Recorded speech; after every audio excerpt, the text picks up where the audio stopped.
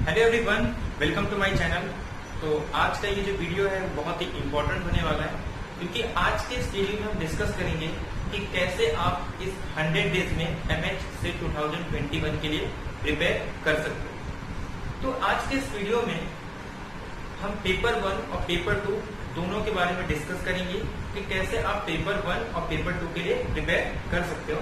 पहले हम डिस्कस करेंगे पेपर 1 के बारे में, उसके बाद हम डिस्कस करेंगे पेपर 2 मैथमेटिक्स सब्जेक्ट के बारे में। ठीक है, तो कैसे आपको पेपर 1 के लिए कहां से कौन से बुक रेफर करना है, कौन कौन से उसमें टॉपिक आपको करने हैं और कौन कौन से टॉपिक आपको स्किप करने हैं, ये सारी चीजें हम आज के इस वीडियो में देखेंगे। सबसे पहले हम एक कट ऑफ लेके चलेंगे कि हाँ कि मैक्सिमम इतना कट ऑफ जा सकता है, उससे मैक्सिमम आपका कट ऑफ नहीं होगा। तो उसी कट ऑफ को टारगेट करके उसी के बेस पे हम सारी स्ट्रेटेजी को देखेंगे कि आप 100 डेज का आपका एक प्लानिंग होगा कि अगर आप उसी प्लानिंग को मतलब जो भी हम प्लानिंग बताएंगे अगर आप उसको फॉलो करते हो तो डेफिनेटली आपका जो पेपर है वो एमएच से 2021 का निकल जाएगा। तो वो स्ट्रेटेजी क्या होगी उसके लिए आपको पूरा वीडियो कंप्लीट वीडियो देखना होगा। ये वीडियो थोड़ा लंबा चलेगा, इसमें हम लोग पूरा कंप्लीट इंफॉर्मेशन देखेंगे कि सारे टॉपिक के बारे में। जैसे कि यहाँ पे आपको कुछ टॉपिक दिख रहे हैं जो नेट में भी आप लोग ये टॉपिक करते हो, तो ये वो टॉपिक है जो आपकी सिर्फ एमएच सेट के लिए नहीं बल्कि आप अगर नेट या गेट की भी तैयारी कर रहे हो तो उसके लिए भी यूजफुल है। तो प्लीज वीडियो को कहीं भी एक भी पार्ट स्किप मत करें, पूरा वीडियो देखें और आपके जो फ्रेंड्स वगैरह होंगे उनको भी शेयर करें। अगर अब तक आपने चैनल को सब्सक्राइब नहीं किया तो प्लीज चैनल को सब्सक्राइब कर लें और अगर वीडियो पसंद आता है तो प्लीज लाइक और शेयर करें। ठीक है, तो पहले तो मैं आपको बता दूं आज का जो डेट है 16 जून। तो आज का डेट हमारा 16 जून है और जो पेपर है वो 26 सितंबर। यानी कि ये कह सकते हैं कि हमारे पास टोटल 100 डेज मान के चलते हैं। वैसे 101 डेज है तो 100 डेज के आसपास लगभग हमारे पास 100 दिन है। अब इस 100 दिन में हमारी क्या स्ट्रेटेजी होनी चाहिए कि ताकि हम एमएच से 2021 के एग्जाम को इजीली क्वालिफाई कर सके। तो सबसे पहले हम बात करेंगे कट ऑफ की कि कितना कट ऑफ हो ताकि हमारा जो रिजल्ट है वो क्वालिफाई हो। तो स्टार्ट करते हैं हम लोग पहले कट ऑफ से। तो एक चीज आपको पता होगा, एक क्वालिफिकेशन मार्क सेट किया गया है कि आपको 40% पेपर 1 और पेपर 2 में होना चाहिए। ये जनरल वाले लोग के लिए है, जबकि बात करेंगे अगर कास्ट तो वो 35%। तो हम जनरल क्लास की बात करें तो आपको 40% मिनिमम आना चाहिए। ये एलिजिबिलिटी है कि 40% अगर आपका मार्क्स होता है तब भी आप क्वालिफाई होंगे। अदरवाइज अगर सपोज ऐसा हो गया कि आपके पेपर 2 में 80% है और पेपर 1 में आपका मार्क्स है 30, 100 में से आपको मार्क्स आ गए 38, तब भी आपका रिजल्ट में अनक्वालिफाइड आएगा, क्योंकि ये मिनिमम मार्क्स है जो आपको लाना है। तो मतलब आपको ये तो पता चल गया कि पेपर 1 को आप छोड़ नहीं सकते, आपको पेपर 1 के लिए भी कोई स्ट्रेटेजी बनानी होगी ताकि आपके पेपर 1 में भी मिनिमम मार्क्स तो आ जाए। अब बात करते हैं कट ऑफ। तो अगर आप प्रीवियस ईयर के सारे कट ऑफ देखोगे तो मैक्सिमम 60% के ऊपर कभी भी कट ऑफ नहीं है। और अगर मैं पिछले जब से पैटर्न चेंज हुआ है अगर उसकी बात करूं तो कट ऑफ 160 के ऊपर भी नहीं जा रहा है। तो हम कट ऑफ जो लेके चल रहे हैं वो 55% हम मान के चल रहे हैं कि मैक्सिमम आपका कट ऑफ होने 55%। टोटल मार्क्स जो हमारा है वो टोटल 300 मार्क्स का पेपर होता है। तो अगर 300 का हम 55% निकालेंगे यानी कि आपको 165 मार्क्स स्कोर करना है।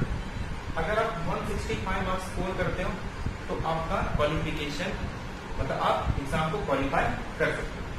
तो अब 165 मार्क्स हमें कौन से सब्जेक्ट से कहाँ लाने हैं, पेपर 1 में कितने मार्क्स आने, पेपर 2 में कितने मार्क्स आने, वो सारी चीजें हम डिस्कस करेंगे। अब 165 में से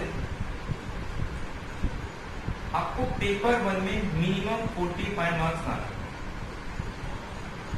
और मैं आपको बताऊंगा भी कि किस तरीके से आप पेपर 1 में इजीली 45 मार्क्स गेन कर सकते हो और बचे हुए 120 मार्क्स आपको पेपर 2 में लाना।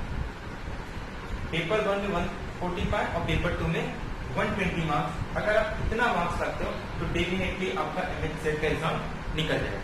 तो ये तो हो गया मार्क्स, मतलब जो भी हमारी स्ट्रेटेजी होगी वो सब इसी पे डिपेंड करेगा कि आपको पेपर 2 में 120 मार्क्स लाना है और पेपर 1 में मिनिमम 45।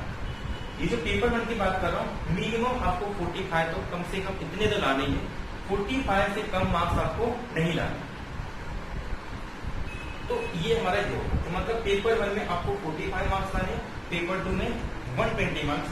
तो पेपर 1 में 145 मार्क्स आप कैसे लाओगे, पहले हम वो डिस्कस करते हैं।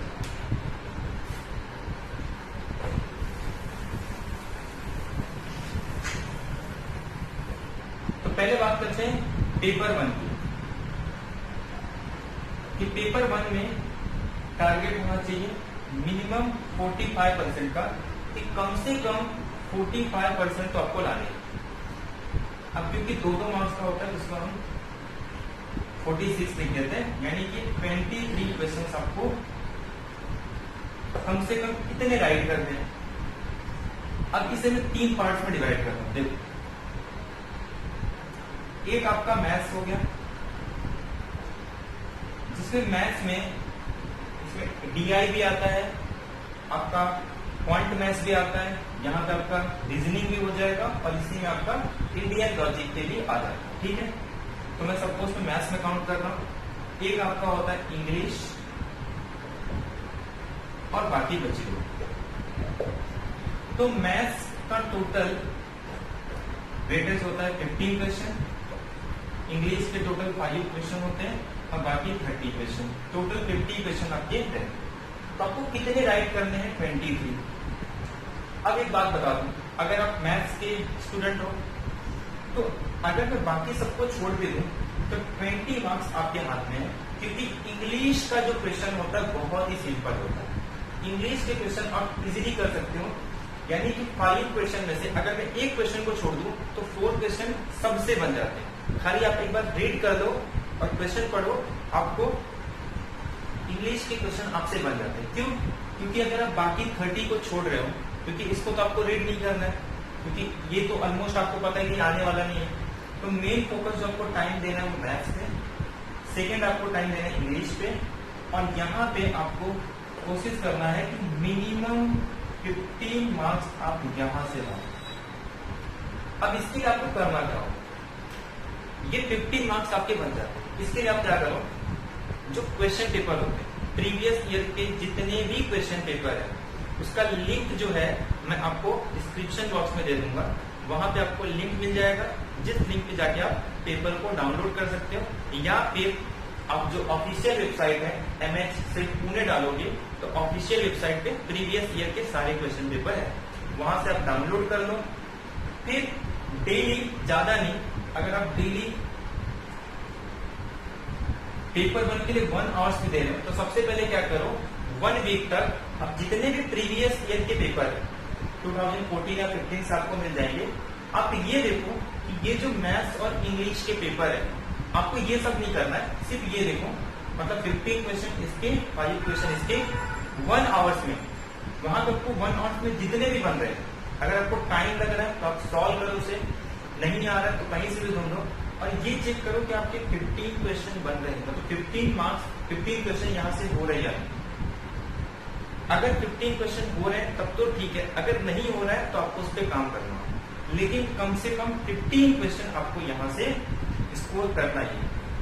अगर आप इसको पूरा स्किप करना चाहते हो तो कर लो, बट यहाँ पे आपको प्रीवियस ईयर के पहले आप क्वेश्चन सॉल्व करो, पहले ये देखो कि आपसे 15 क्वेश्चन बन रहे। अगर नहीं बन रहे तो आपको वो टॉपिक देखो कि कहाँ आपको प्रॉब्लम आ रहा है और उस पर आपको काम करना पड़ेगा। ठीक है, अब बच्चे को लिस्ट की बात कर रहा हूं, तो यहां से तो कितने क्वेश्चन हो गए, 15। अब बचे 8, 23 क्वेश्चन आपको करना। अब 8 क्वेश्चन की बात कर रहा हूं, और ये जो मैं स्ट्रेटेजी बता रहा हूं ना पेपर 1, वो एक एवरेज स्टूडेंट्स के लिए बता रहा हूं, जिसे पेपर वन का कुछ भी नहीं आता, तो मैथ्स तो उसका सब्जेक्ट है, इंग्लिश तो जनरल इंग्लिश रहता है, सिंपल एक पैराग्राफ होगा और उसी में से ढूंढना है। तो बचे 30, इसमें मान के चल रहा हूं कि एक नॉर्मल स्टूडेंट जिसने कभी भी पेपर वन को हाथ भी नहीं लगाया, उसके हिसाब से मैं स्ट्रैटेजी बता रहा हूं।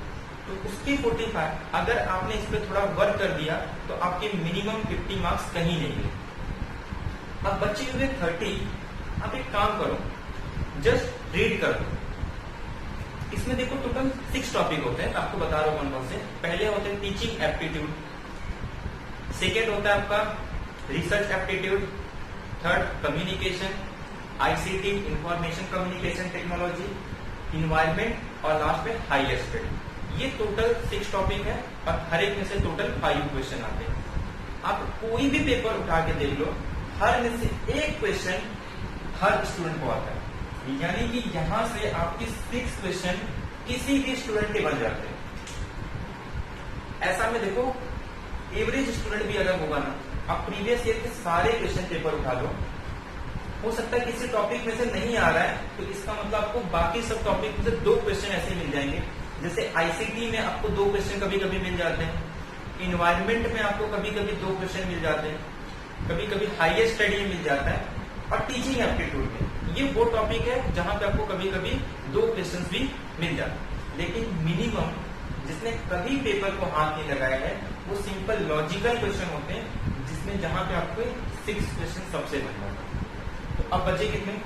15 और 6 20 का मतलब 15 में से आपकी 20 क्वेश्चन हर एवरेज स्टूडेंट का बन जाता है। कब? जब वो ये 15 क्वेश्चन पे काम करते हैं। अगर आप मैथ्स में और इंग्लिश में थोड़ा काम करते हो तो आपके 15 क्वेश्चन अगर यहाँ बन गए ना, तो 20 क्वेश्चन यानी कि जो क्वालिफाइड मार्क्स, जो इसको क्वालिफाई करने के लिए जो मार्क्स चाहिए वो आप गेन कर सकते हो। अब बचे 29 क्वेश्चन, अब भी आपके हाथ में, सॉरी यहाँ पे देखो 20 क्वेश्चन आपने कर लिया है और यहाँ पे 26, 24 लेके चलते हैं, क्योंकि यहाँ पे हो सकता है राउंड हो, उसको हम लोग काउंट नहीं है। अब 24 क्वेश्चन में मैंने जो अब तक जितने भी क्वेश्चन पेपर देखे उससे एक चीज पता चला कि आप कोई भी क्वेश्चन पेपर उठा लो, कोई भी क्वेश्चन पेपर उठा लो, 2014 से लेके, चाहे वो स्टेट का पेपर हो, नेट का पेपर हो, गेट का या किसी भी पेपर का, अगर आप सारे ऑप्शन, जैसे अगर मान लो आपको 100 क्वेश्चन दिए हैं, अगर आप सारे को ए टिक कर दो या सारे को बी टिक कर दो या सी टिक कर दो या डी, आपको मिनिमम 15% मार्क्स मिलेंगे। सपोज आपको बाकी तो 24 क्वेश्चन कुछ नहीं आता है, मतलब आता ही नहीं, तब भी आपके 15% राइट होते हैं। तो मैं सबसे मिनिमम मान के चल रहा हूं कि मान लो आपको इसके 10% यानी कि कम से कम 3 क्वेश्चन आपके राइट होंगे। अगर 24 क्वेश्चन में ऐसा लगता है कि नहीं, आपने कभी रीड नहीं किया है, एक भी क्वेश्चन में आपको ऐसा लगता है कि नहीं आ रहा है, तो आप उन सारे क्वेश्चंस को सेम ऑप्शन दो। अच्छा, अगर आपको ऐसा लगता है कि नहीं ये हो सकता है, तब अलग बात है। लेकिन सपोज अगर 24 क्वेश्चन ऐसे जैसा लगता है कि कभी देखा ही नहीं, मतलब ये ऐसा क्वेश्चन आ गया जो आपने कभी पढ़ा भी नहीं, तो ऐसे सारे क्वेश्चन को आप सेम ऑप्शन दो, 3 क्वेश्चन आपके राइट हो जाएंगे। यानी कि एक एवरेज स्टूडेंट भी अगर यहाँ वर्क कर ले तो 25 क्वेश्चन, 24 से 25 यानी कि 15% मार्क्स वो इजीली गेन कर सकता है पेपर 1 में, सिर्फ उसको यहाँ पे वर्क करना है। इसके लिए आपको कुछ अलग नहीं पढ़ना है, आप पेपर उठाओ, ऐसा नहीं कि आपको पेपर 1 कहा गया तो आप जनरल एप्टीट्यूड की बुक उठा रहे और उसको पूरा पढ़ रहे हो ना। तो ये गलती आपको नेट में करनी है ना ही सेट में। अगर आप किसी एंट्रेंस एग्जाम के लिए, जैसे कि गवर्नमेंट एग्जाम के लिए प्रिपेयर कर रहे हैं, तब तो ठीक है अगर वहां से आपको आ रहा है। लेकिन अगर आप नेट के लिए, सेट के लिए कर रहे हो, तो आपको जो पार्ट ए होता है या फिर यहाँ पे पेपर 1 के जो मैथ्स के टॉपिक, इसके लिए आपको पूरा फोकस नहीं देना है। अगर लगे तो सिर्फ 1 आवर्स दे दो, उसी में आपको वर्क करना है, क्योंकि ये आपको बेनिफिट पेपर 1 में, नेट के एग्जाम में भी होने वाला है। तो ये तो हो गया आपकी 50%।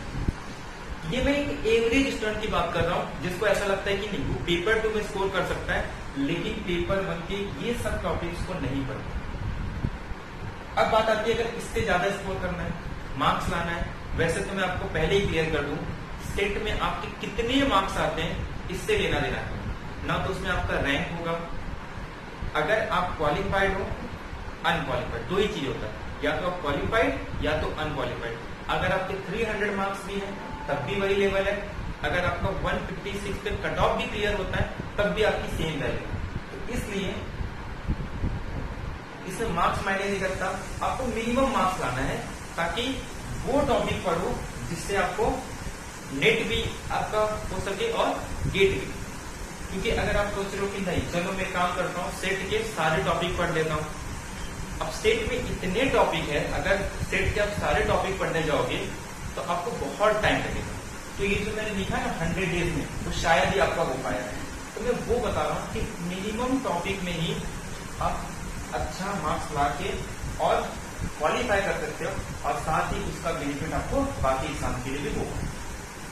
तो ये तो आपको क्लियर हो गया पेपर का। अब अगर फिर भी किसी को एक्स्ट्रा मार्क्स लाना है तो उसके लिए लिंक आपको टेलीग्राम ग्रुप का मिल जाएगा, वहां पे मैं आपको पेपर 1 के पेपर दे दूंगा जो यूजीसी और सेट के सेम पेपर आता है, जहां पे आपको टॉपिक वाइज सारे टॉपिक के क्वेश्चंस मिल जाएंगे और वहां से आप इसको रीड कर सकते हो। फिर भी मैं ये कहूंगा कि इससे ज्यादा आपको टाइम नहीं देना है। अगर आप डेली 100 डेज तक सिर्फ रीड भी कर लो 1 आवर, यानी कि अगर ये आपको सपोज ये क्वेश्चन करना भी है, जैसे अगर आपको लगता है कि नहीं अगर इसमें कम भी मार्क्स आए तो यहां से आप स्कोर करना चाहते हो अबोव 60, तो आपको क्या करना है 1 आवर में सिर्फ रीड करो। ये तो आपको देना ही है। अगर इसके अलावा अगर आप देना चाहते हो एक्स्ट्रा तो मैं लेता हूं सिर्फ 30 मिनट्स में, और 30 मिनट्स में कोशिश करो कि 15 क्वेश्चन को आप जस्ट रीड कर पाओ। उसका डिटेल आपको नहीं देखना है, सिर्फ रीड करना है, हाँ ये क्वेश्चन इसका आंसर, ये क्वेश्चन इसका आंसर।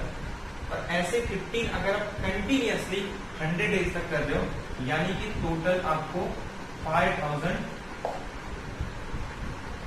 क्वेश्चंस मिल जाएंगे। और इसके अलावा उसमें से करंट अफेयर अगर आपको पढ़ना है तो मैं टेलीग्राम ग्रुप पे एक एक क्वेश्चन आपको अपलोड कर दूंगा, तो वहां पे अगर वो क्वेश्चन आपका करंट अफेयर भी हो जाएगा। तो डेली आपको सिर्फ 30 मिनट देना है, इससे ज्यादा आपको टाइम नहीं देना है। अगर आप डेली 5 आवर्स भी पढ़ते हो तब भी आपका आराम से निकल जाएगा, यानी कि 1 आवर आपको ये 2 सब्जेक्ट में देना है। 30 मिनट्स में अगर आपको एक्स्ट्रा मार्क्स लाना है तो डेली 30 मिनट्स जस्ट रीड करना है। कोई भी टॉपिक है अगर समझ में आया तो ठीक है, नहीं तो स्किप करो। सेकंड क्वेश्चन उसके आंसर, क्वेश्चन उसके आंसर। अगर वहां से आपके 5000 में से अगर 5 क्वेश्चन भी बन गए ना तब भी आपके 60% के लगभग हो जाएंगे। तो ये तो हो गया पेपर 1। तो पेपर 1 के लिए आपको क्या करना है, आज से आपको स्टार्ट कर देना है। 1 वीक तक आपको ये देखना है कि क्या आप 15 मार्क्स गेन कर पा रहे हो या नहीं। पहले आपको सिर्फ क्वेश्चन सॉल्व करना है, उसके बाद जो 90 डेज बचेंगे आपके कहाँ कितने मार्क्स आ रहे हैं, पहले आपको 1 वीक तक कुछ नहीं देखना है। जैसे आपको ये समझना नहीं मैं पेपर में बैठा हूँ और उसी के अकॉर्डिंग आपको सॉल्व करना है। सिर्फ 20 क्वेश्चन को पूरे 1 आवर सॉल्व करना है कि मतलब पहले ये देखो कि हाँ प्रॉब्लम कहाँ आ रहा है। उसके बाद फिर नेक्स्ट वीक से एक बार आपने सारे क्वेश्चन पेपर सॉल्व किए, उसके बाद आप देखो कहाँ आपको प्रॉब्लम आ रहा था, उस टॉपिक को उठाओ और इसको रीड करो। ऐसे आप कंटिन्यूअसली 90 डेज तक, और सिर्फ 1 आवर से ज्यादा आपको नहीं देना है। ऐसे 30 मिनट्स तक आपको रीड करने हैं, और लेकिन उसमें आपको प्रीवियस ईयर के क्वेश्चन पेपर तो कंपलसरी रीड कर दें।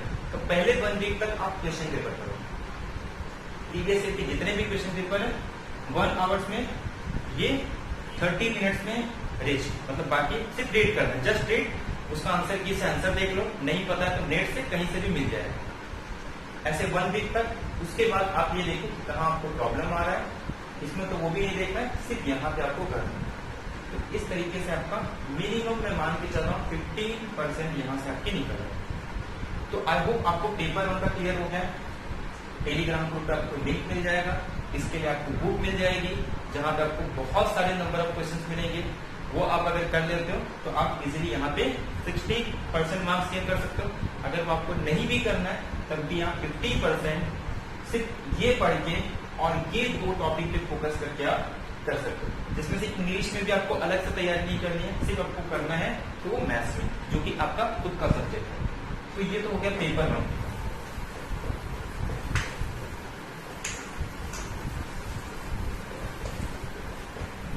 क्योंकि पेपर 1 में ऐसे मैंने बहुत सारे स्टूडेंट्स को देखा है, या क्लासमेट को या मेरे फ्रेंड्स हैं, जिन्होंने अबो 60 मार्क्स लाया है, अबो 50 लाया, जबकि उन्होंने कुछ भी अलग से इसके लिए प्रिपेयर नहीं किया पेपर 1, सिर्फ पेपर 2 पे फोकस किया और पेपर 1 के सिर्फ प्रीवियस ईयर के क्वेश्चन और मैथ्स पे फोकस करके उनके मार्क्स 60 या 50 से अबो है। एक जनरल स्टूडेंट्स की बात कर रहा हूँ जिसने पेपर 1 के लिए अलग से कुछ भी नहीं पढ़ा। अब आते हैं पेपर 2। तो पेपर 1 का आई होप आपको क्लियर हो गया होगा कि कैसे आप 50 मार्क्स गेन कर सकते हैं।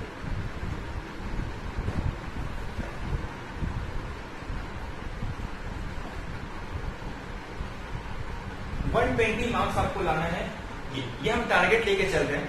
क्योंकि जब अगर आपको पेपर 1 में सपोज आप 40 पे आ गए, आपका 40 से ज्यादा स्कोर नहीं हो रहा, 40 तो आपको लाना है। अगर आप 40 से कम ला रहे हैं तो इसमें चाहे 180 ला, कुछ मीनिंग नहीं है।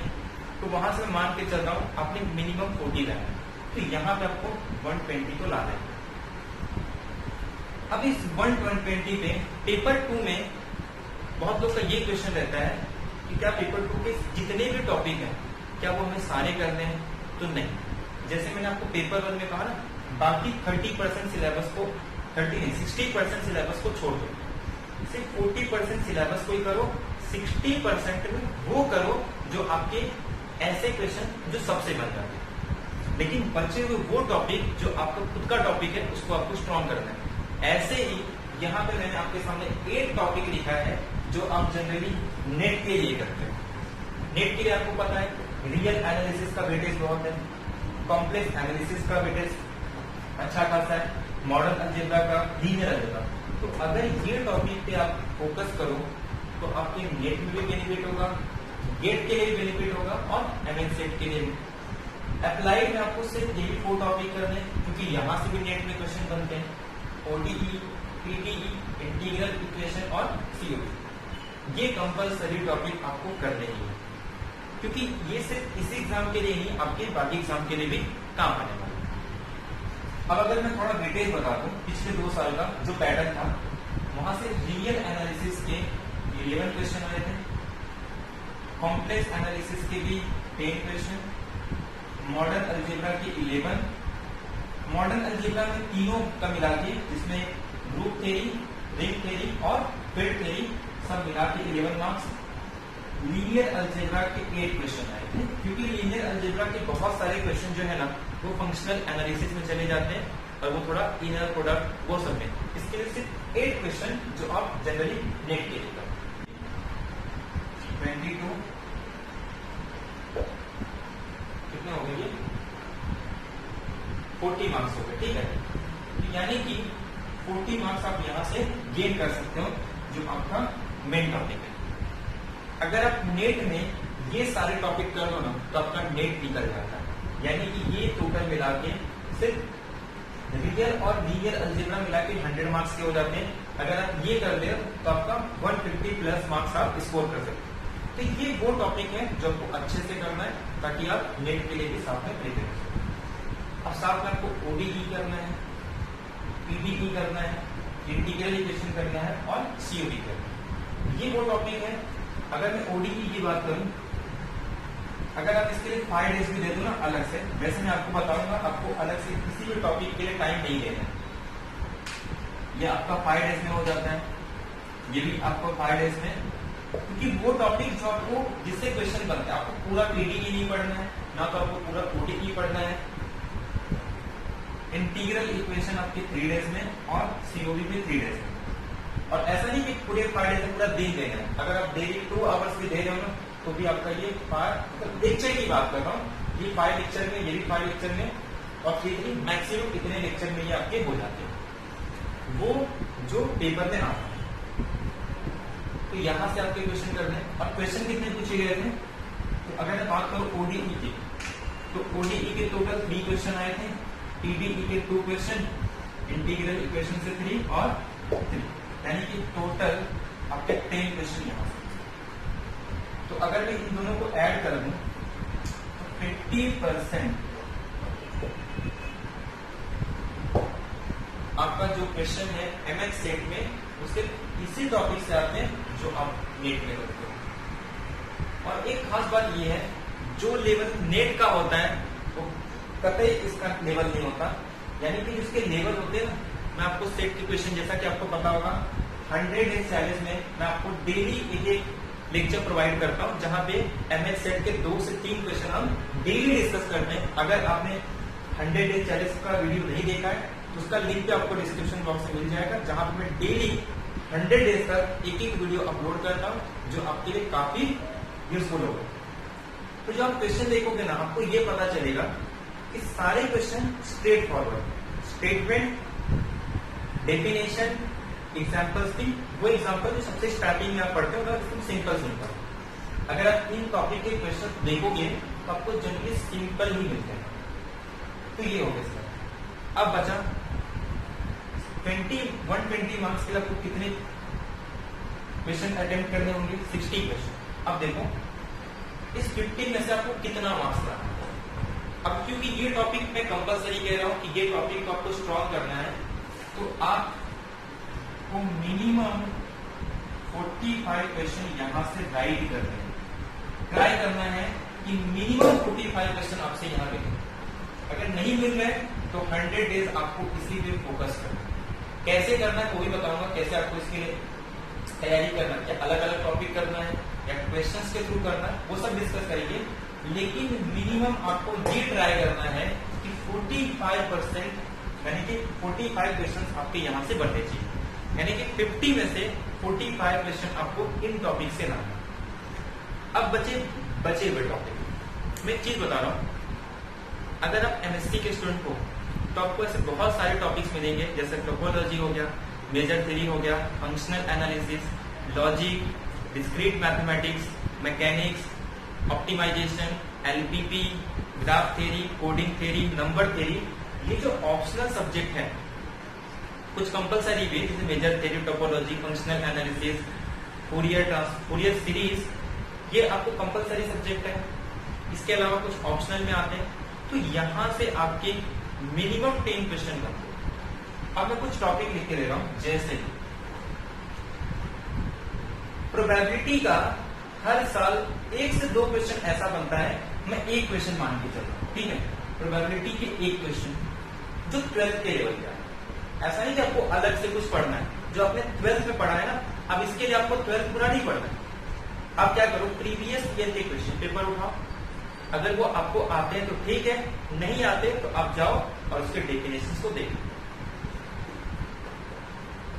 सेकेंड, एलपीपी का एक क्वेश्चन, एक नहीं कम से कम 2 क्वेश्चन एलपीपी के आपके बनते हैं, वो भी 12th के बेस पे, या अगर एमएससी में आपको टॉपिक रहेगा तो। अगर आपको नहीं आ रहा है ना तो जाके उस पर काम करो। एलपीपी के पूरे नहीं, एलपीपी के टोटल 5 to 6 क्वेश्चन आते हैं। आपको 5 to 6 में से अगर आपको आता है अच्छे से तो ठीक है, अगर नहीं आ रहा है तो आपको अलग से, ये नहीं कि आपको अलग से एलपीपी करना है, वो क्वेश्चन जो पूछे जा रहे हैं ये देखो कि आपने 12th में जो किया था ना, उसी के बेस पे आपको ये करना है।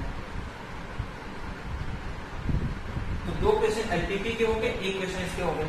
अगर आपका न्यूमेरिकल एनालिसिस ऑप्शनल में था तो आपके एनए से एक क्वेश्चन बन जाएंगे, 2 क्वेश्चन बन जाएंगे। अब इसमें मैं ऑप्शनल बता रहा हूं, तो 2 सेम में जो लास्ट सेम होते हैं, 2 पेपर आपका ऑप्शनल में होता है, तो 2 क्वेश्चन जो ऑप्शनल के हैं ना वो आपसे बन ही जाते हैं जो एमएससी में है।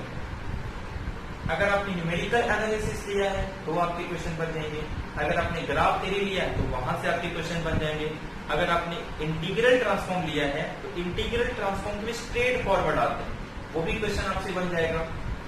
अगर ऑप्शन में आपका suppose graph theory, coding theory, तो जो भी आपके 2 सब्जेक्ट ऑप्शन में रहते हैं, अगर वहां से क्वेश्चन आ रहे हैं तो वो आपके 2 क्वेश्चन मिनिमम मान के चल रहा हूं आपसे बन जाते हैं।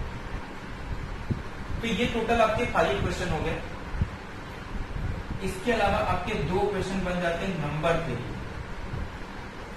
नंबर थ्योरी के जनरली क्वेश्चन आते हैं जो सिंपल प्रोबेबिलिटी कॉम्बिनेशन यही सब मिला के आता है। 2 क्वेश्चन आपके इससे बन जाते हैं। मतलब जनरल मैथ्स 12 या बीएससी में आप जो पढ़ते हैं, क्योंकि बीएससी में आपने कुछ तो पढ़ा होगा ना, उसके बेसिस पे आता है। इसके अलावा ये कितने हो गए टोटल? 2 2 2 7 और एमएससी के 5 क्वेश्चन आपसे बनते हैं। अब ये भी बता रहा हूं कौन कौन से टॉपिक, जैसे डिफरेंशियल ज्योमेट्री होता है, उसमें मैकेनिक्स होता है, टोपोलॉजी होती है, मेजर थ्योरी होता है, फंक्शनल एनालिसिस। तो ये कुछ ऐसे टॉपिक है जिसके अगर 40 क्वेश्चन है, क्योंकि यहाँ पे भी 60% ही हुआ है, 40 क्वेश्चन में से 5 क्वेश्चन ऐसे होते हैं जो बहुत ही सिंपल होते हैं, स्ट्रेट फॉरवर्ड, जनरली सबको पता होता है। जैसे मेजर थ्योरी में आपको क्वेश्चन पूछ ले कि कैंट अरे कौन सा सेट क्या है जिसका मेजर सेट 0 है। अब ये सबको पता होता है, क्योंकि जो एग्जांपल्स रहते हैं ना वो बहुत ही सिंपल आते हैं। सेट में अगर आप सारे क्वेश्चन उठा के देखो, मेजर जिसमें मेजर 0 पूछ रहा है, तो जो ऑप्शन होते हैं ना बहुत ही सिंपल होते हैं। सिर्फ ये होता है आपको ये चेक करना होता है काउंटेबल है या अनकाउंटेबल। अनकाउंटेबल में भी आपको कैंटर सेट ही देता है, क्योंकि अनकाउंटेबल में कैंटर सेट है, देखिए उसका मेजर 0 होता है, बाकी आपको काउंटेबल दे देगा। ये क्वेश्चन आगे हम डिस्कस भी करेंगे।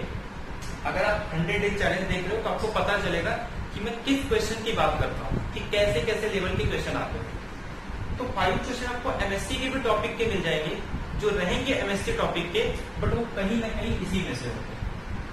मतलब कोई रीयल एनालिसिस का हो जाता है, कोई फंक्शनल एनालिसिस का, लेकिन आप लीनियर अलजेब्रा से कर पाते हो। कोई क्वेश्चन आपका पीडीई का होगा, बट वो आपके कॉम्प्लेक्स एनालिसिस से बन जाते हैं। कोई क्वेश्चन आपका गैल्वा या फील्ड थ्योरी पे, वो भी क्वेश्चन आपसे बन जाता है। तो ऐसे 5 क्वेश्चन आपको मिलते हैं। लॉजिक के क्वेश्चन मिल जाएंगे आपको, नंबर थ्योरी के जिसमें लॉजिक, डिस्क्रीट मैथमेटिक्स, यानी कि 5 क्वेश्चन आपको मिल ही जाएंगे। तो टोटल कितना हो गया? 4 6 7 यानी कि 12। तो 45 प्लस 12 यानी कि 57 हो गया। अब बचा 43 क्वेश्चन। अब मैंने भी कहा था कि आप 100 में से इतना मान के चलो, अगर आप एक ही ऑप्शन पे टिक करो ना, जैसा ऐसा क्वेश्चन होगा, जैसे आपको मैकेनिक्स आपको कुछ नहीं पता है, या फिर किसी और मतलब यूनिवर्सिटी से वो टॉपिक जिनके मतलब था ही नहीं, सब्जेक्ट में ही नहीं था, तो आपको क्या करना, उसको स्किप कर देना। हाँ, उसमें भी ऐसा है कि ऐसे बहुत सारे क्वेश्चन है जो लगातार पूछ रहे हैं। आप टॉपिक देखो, अगर वो डायरेक्ट डेफिनेशन बेस पे या सिंपल कैलकुलेशन है तो उसको याद कर दो, अदरवाइज उसको स्किप कर दो। ऐसा नहीं कि उसको ऊपर डिटेल में पढ़ना है। अगर वो सिंपल है, हर बार पूछ रहा है, तो उसको आप कर लो, याद कर लो, बट उसके पूरे कॉन्सेप्ट को पढ़ने की जरूरत नहीं है। तो मैंने कहा था कि 43 बचे, तो 43 में से ऐसे मान के चलो कि 10% के आसपास, यानी कि 5 क्वेश्चन आपके कंपल्सरी राइट होंगे, यानी कि 57 प्लस 5 कितना हो गया? 62। मान लो यहाँ पे आप 45 नहीं भी गिन पा रहे। अच्छा, ये मैं कंपल्सरी बोल रहा हूँ, ये सबसे बनते हैं। ये जो है ना एलपीपी का क्वेश्चन, न्यूमेरिक करेगा, अप्लाइड में जो भी ऑप्शनल रहेगा, नंबर थ्योरी के, ये सबसे बनते हैं। लेकिन यहाँ पे हो सकता है आपके कुछ ऐसे मिस्टेक होते हैं ना, अरे मिस्टेक हो गया, मतलब वो क्वेश्चन आपको आता था, आपने ऑप्शन रॉन्ग कर दिया, या हो सकता है एग्जाम में आपके माइंड में नहीं आया, यानी कि अरे यार मिस्टेक, अगर वो आ रहा है तो हो सकता है आपका 2 मार्क्स कम हो गए, तो वो आपके यहाँ से हो सकते हैं। तो आपको क्या करना है, ये मैं आपको बता रहा हूँ। जो क्वेश्चन आपको नहीं आते हैं, अगर आपको सस्पेंस है तब तो आप लगा दो। अगर ऐसे क्वेश्चन जो आपको कुछ भी नहीं पता है, ऐसे क्वेश्चन का सब में सेम ऑप्शन लगाओ, आपके 10%। और ऐसा नहीं मैं ना ये प्रिडिक्शन कर रहा हूँ ना अपने खुद से बना रहा हूँ। अगर आप कोई भी प्रीवियस ईयर का क्वेश्चन पेपर देखो 15% से भी कम नहीं है। ये तो मैं सबसे मिनिमम बता रहा हूँ कि 15% भी ऐसा नहीं है कि किसी एक ऑप्शन का वेटेज 15% से कम। जनरली किसी का तो 38, अगर सपोज ऐसा हो गया, आपने जो ऑप्शन टिक किया है और उसका जो है वो 38% है, तब तो आपके 40 में से 60-70 भी राइट हो जाएंगे। लेकिन मिनिमम मान के चलो 10% तो आपके राइट होंगे। तो यानी कि 60% का मार्क्स आप, अगर मान लो कोई मिस्टेक भी हो गया तो आपके कम हो गए। अगर थोड़ा यहाँ पे कम ज्यादा भी होता है ना, फिर भी आपके पेपर 2 आपका संभाल लेगा, क्योंकि पेपर 2 मिनिमम 40 हमने दिया है। ये मैं वो बता रहा हूँ कि मैक्सिमम कि इतना हो गया तो आपका क्वालिफिकेशन फिक्स है। क्यों? क्योंकि यहाँ 120, वहां पे तो आपको मिनिमम 40 लाना ही है, तो ये आप क्वालिफाई हो। लेकिन अगर यहाँ पे कम आता है तो पेपर 2 में आपने अच्छा किया है, पेपर 2 दोनों बैलेंस करके आपका क्वालिफिकेशन हो जाए। अब बात ये आती है इस टॉपिक को करना कैसे, सबसे इंपॉर्टेंट बात। तो मैं आपको यही सजेस्ट करूंगा कि आप किसी भी टॉपिक को रियल को उठा के अलग से मत पढ़ो। अगर आपको एमएच सेट का एग्जाम क्वालिफाई करना है, आप प्रीवियस ईयर की क्वेश्चन पेपर को 2020 से स्टार्ट करो। अगर आपको कोई क्वेश्चन नहीं आ रहा है तो आप 100 डेज चैलेंज में आपको डेली एक क्वेश्चन मिलेंगे अलग अलग टॉपिक के, जिससे आपको पता चल जाएगा कि किस क्वेश्चन को आपको एग्जाम में करना है और कैसे करना है और किस क्वेश्चन को आपको एग्जाम में छोड़ना है। ठीक है, तो क्वेश्चन उठाओ। अगर आपको आ रहा है तो ठीक है, नहीं आ रहा है उस पर्टिकुलर टॉपिक पे जाओ, उसके जितने भी रिजल्ट है उससे रिलेटेड जो भी कॉन्सेप्ट है, डेफिनेशन है, उसके जितने भी और रिजल्ट होंगे वो करो। सेकेंड क्वेश्चन उठाओ, क्वेश्चन बन रहे हैं तो ठीक है, अगर आपको लगता है इससे रिलेटेड कुछ और है तो उसको भी आप रिटेन, मतलब जितने आपके पास डेटा होते हैं, जितना आप नंबर ऑफ क्वेश्चन करोगे, जितने नंबर ऑफ आपको रिजल्ट पता है, जितने नंबर आपको डेफिनेशन पता है, जितने नंबर ऑफ एग्जाम्पल के आपको टेक्निक्स पता है, उतना आप ये बेनिफिट होगा। आपको अलग से किसी भी टॉपिक को, जैसे कि रियल एनालिसिस कंप्लीट कर देते, मॉडर्न अलजेब्रा कंप्लीट कर देते, लीनियर अलजेब्रा कंप्लीट कर देते, तो फिर आपके 100 डेज चलेंगे। किसी भी एक टॉपिक को अगर आप करने जाओगे ना तो स्टेट एग्जाम में सारे टॉपिक आते हैं, रियल एनालिसिस का A to Z आता है, ऐसे कॉम्प्लेक्स एनालिसिस। लेकिन जो भी क्वेश्चन स्ट्रेट फॉरवर्ड आता है, आपको सारा टॉपिक नहीं पढ़ना, वरना आपके 100 डेज कब चले जाएंगे आपको पता भी नहीं चलेगा। आप क्वेश्चन पेपर उठाओ, एक क्वेश्चन अगर आपको आ रहा है तो आगे जाओ, सेकेंड क्वेश्चन उठाओ। मैं सिर्फ इसी टॉपिक की बात कर रहा हूं, ये 8 टॉपिक्स थे, बाकी तो आपको कुछ नहीं करना। इसके बाद ये तो आपके एग्जाम में पता चलेंगे, इसको भी मत करो। वो टॉपिक जो आपने एमएससी में बहुत अच्छे से किया, आपको लगता है कि ये आता है, वो क्वेश्चन अगर आपको मिले तो जाके इसको रिविजन कर दो। अगर आपको लगता है कि नहीं ये फर्स्ट टाइम आ रहा है, एक बार नेट पर सर्च कर दो, अगर वो डायरेक्ट स्ट्रेट फॉरवर्ड है और कंटिन्यूअसली वो पूछ रहा है, तभी उस क्वेश्चन को हाथ लगाओ, अदरवाइज को स्किप कर दो और ऐसे लिख दो कि ये क्वेश्चन नहीं करना। रिपीटेशन हो रहा है तब तो आप करो, अदरवाइज को स्किप करो। फिर ऐसे क्वेश्चन उठाओ लीनियर अलजेब्रा के, अगर आपको लग रहा है नहीं लीनियर अलजेब्रा को तो आपको कंपलसरी कर दे, तो उसके कॉन्सेप्ट देखो। फिर क्वेश्चन उठाओ, उसके कॉन्सेप्ट को देखो। वो टॉपिक जो आपको नहीं पता है तो स्किप कर दो, अगर कंटिन्यूअसली पूछ रहे हैं तब आपको करना है, अदरवाइज छोड़ना है। तो इस तरीके से आपको रियल एनालिसिस में करना है और आपको डेली ज्यादा नहीं, सिर्फ 3 आवर्स आपको देना। 3 आवर्स आप अगर डेली पे देते हो ना तब भी आपका ये हो जाएगा। ऐसा नहीं कि आपको दिन भर पढ़ना है, 3 आवर्स आप यहाँ पे दे दो और 90 मिनट्स आप यहाँ दे दो। इसमें 1 आवर्स पार्ट डे में मैथ्स और इंग्लिश के लिए, जबकि 30 मिनट्स रेस्ट। क्योंकि अगर ये भी आपका अच्छा हो गया तो आपका 50+ हो जाता है, तो यहाँ पे भी थोड़ा कम ज्यादा आपका बैलेंस हो जाएगा। तो मेरा कहने का मतलब ये है कि 3 आवर्स में आपको क्या करना है, जितने भी क्वेश्चन आपको मिल रहे हैं आप क्वेश्चन उठाओ, उससे रिलेटेड कॉन्सेप्ट क्वेश्चन करो, उससे रिलेटेड कॉन्सेप्ट। बाकी आप daily 15 to 20 minute 100 days challenge में दे सकते हो, जहां पे आपको डेली एक क्वेश्चन मिलेंगे। 12 PM को वो प्रीमियम पे रहता है, आपको 12 PM के लिए वीडियो आ जाती है। आपको डेली क्या करना है, यूट्यूब पे अगर आपने चैनल सब्सक्राइब नहीं किया तो चैनल सब्सक्राइब कर लो और रिमाइंडर भी वहां पे क्लिक कर सकते हो, रिमाइंडर सेट कर सकते हो, जिससे कि आपको उसका नोटिफिकेशन आ सके। जब वीडियो आती है आपको नोटिफिकेशन आ जाएगा 12 PM को, या आप बाद में भी उस वीडियो को देख सकते हो। बट अगर आपको डेली टेस्ट में रहना है तो आप डेली एक टाइम बना लो कि 12 PM पे, या कोई भी एक टाइम फिक्स कर लो जिसमें आपको डेली एक वीडियो देखना है, जिससे कि आपका कॉन्सेप्ट क्लियर है। अगर आप नेट के लिए प्रिपेयर कर रहे हो तो नेट के बहुत सारे लेक्चर हैं जहां पर मैंने नेट के भी नहीं किया है। अगर आप सिर्फ सेट कर रहे हो तो ये इनफ है। अब सिर्फ एमएस सेट के लेक्चर लो, कुछ मत करो, क्वेश्चन पेपर से करो, कोई भी आपको अलग से टॉपिक नहीं करना है, क्योंकि सेट के क्वेश्चन बन जाते हैं। अगर आप नेट के लिए प्रिपेयर कर रहे हो तब ठीक है, लेकिन सिर्फ सेट के लिए कर रहे हो तो आपको क्वेश्चन के थ्रू ही जाना है, टॉपिक को अलग से नहीं करना। तो इस तरीके से आपका टोटल पूरा स्ट्रेटेजी होगा कि आपको कैसे करना है पूरे 90 डेज। अगर आप इसको फॉलो करते हो तो डेफिनेटली आपका एग्जाम क्लियर हो जाएगा और आपको क्वेश्चन के थ्रू ही करना है। क्योंकि 100 डेज में मैं ये नहीं बता रहा हूँ कि आपको रिसर्च करना है या फिर आपको कॉन्सेप्ट। अगर आपका एम से एग्जाम क्लियर करना है तो आप इसे फॉलो करो, डेफिनेटली आपका एग्जाम निकल जाएगा। और बाकी अगर आप डीप में पढ़ रहे हो तब तो वैसे भी जरूरत नहीं है, आपको वैसे ही निकल जाएगी, आपको इस वीडियो की कोई जरूरत नहीं।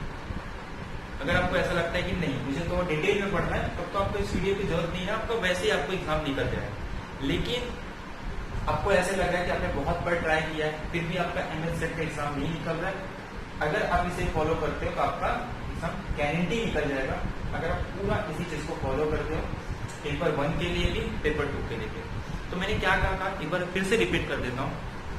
पेपर 1 में आपको कोशिश करनी है मिनिमम 40 मार्क्स, अगर आपको 50 प्लस करना है तो आपको टोटल 90 मिनट्स देने हैं। अगर आपको रेस्ट को स्किप करना है तो आप सिर्फ 1 आवर्स में भी मिनिमम 40 मार्क्स गेन कर सकते हो। जिसके लिए आपको क्या करना है, आपको डेली क्वेश्चन पेपर उठाने हैं जिसका लिंक आपको मिल जाएगा। आपको जो भी मैथ्स के और इंग्लिश के क्वेश्चन है उसको जस्ट क्या करना है, सॉल्व करना है 1 आवर्स में। जितने आ रहे हैं ठीक है, पहले 1 वीक तक करना है।